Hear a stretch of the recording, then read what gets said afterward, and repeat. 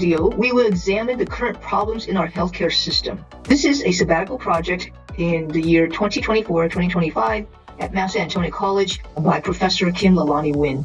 As you already know, the rising cost of healthcare has been a problem for quite a while. In this graph, we are looking at the year 1980 all the way through the year 2022. And we are following the cost of healthcare.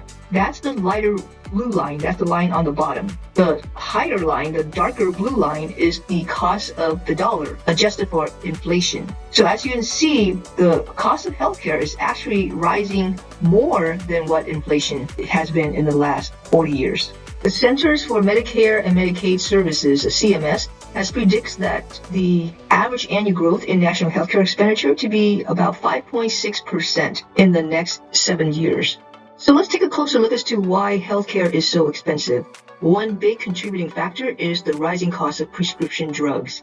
In this slide, you see a graph comparing the cost of prescription drugs, that's the dark blue bars on the left, with the lighter blue bar, which is the total health benefit cost. So year by year, starting at 2019 through 2024, cost of prescription drugs has been rising faster than that of the actual healthcare. Now, diving deeper as to why is the cost of drugs rising so quickly? Well, one part is because the advent of newer drugs. For example, you may have heard of Ozempic. That's one of the newer obesity-related drugs known as the GLP-1 agonist.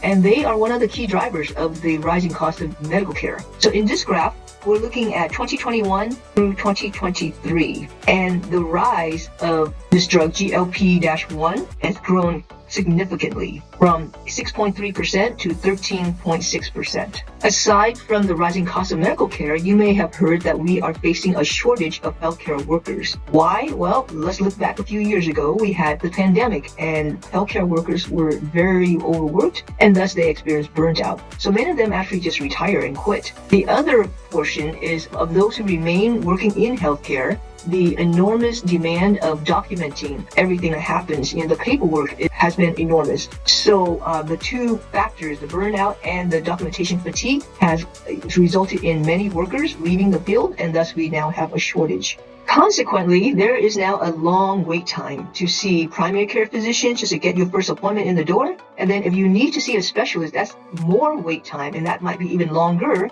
But before you can even see all of these doctors, you probably need an authorization from your insurance, and or after you see the doctor, you may also need to file a claim. So all of these have added on more wait time and frustration for many people, doctors as well as patients. Just keep in mind that for those in rural areas, it's even worse. So adding on another problem that many people are not aware of is hospitals are closing.